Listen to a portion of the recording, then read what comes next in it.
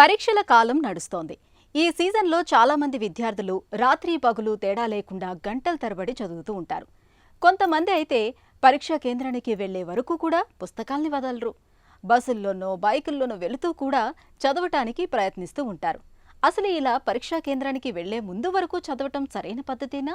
ఈ విషయం గురించి నిపుణులు ఏం చెప్తున్నారో ఇప్పుడు విందాం. ఇదేంటంటే పిల్లలకి ఆందోళన ఎక్కువగా ఉన్న పిల్లలు ఏం చేస్తూ ఉంటారంటే, వాళ్ళు ఇంట్లో హాల్లో కూర్చున్నా లేదా బాత్రూమ్కి వెళ్ళినా కూడా పుస్తకాలు పట్టుకెళ్తూ ఉంటారు. వాళ్ళు డైనింగ్ టేబుల్ దగ్గర పుస్తకం ఒక పక్కన పెట్టుకొని తింటూ చేస్తారు. ఆ తర్వాత వాళ్ళు కారులో వెళ్తున్నా, కారులో వాళ్ళ అన్న లేకపోతే నాన్న వాళ్ళు తీసుకెళ్తున్నా అక్కడ చదువుతుంటారు. ఆ తర్వాత హాల్లో కూడాను వెళ్ళే ముందు అక్కడ కూడా లాస్ట్ది ఏదో మిస్ అయిపోతాం అన్నట్టు చేస్తారు. ఒక్కటి గుర్తుంచుకోవాల్సింది ఏంటంటే, చివరి వరకు చదవటం వల్ల అన్నీ కంప్లీట్ చేస్తామని కాదు.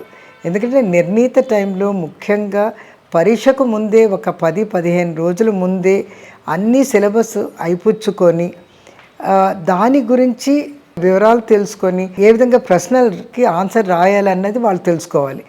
అది ముఖ్యంగాని 24 గంటలు చదివి పరీక్ష ముందు వరకు 5 నిమిషాల ముందు వరకు చదవటం వల్ల వాళ్ళకి ఆందోళన పెరుగుతుంది. ఆ తర్వాత అగమ్య గోచరంగా ఉంటుంది. ఆ తర్వాత లోపలికి వెళ్ళంగానే అదే కంటిన్యూటీ ఉంటుంది కాబట్టి ఆ ఆందోళన పరీక్ష పేపర్ ఇచ్చినప్పుడు కూడా ఆందోళన కంటిన్యూ అవుతుంది.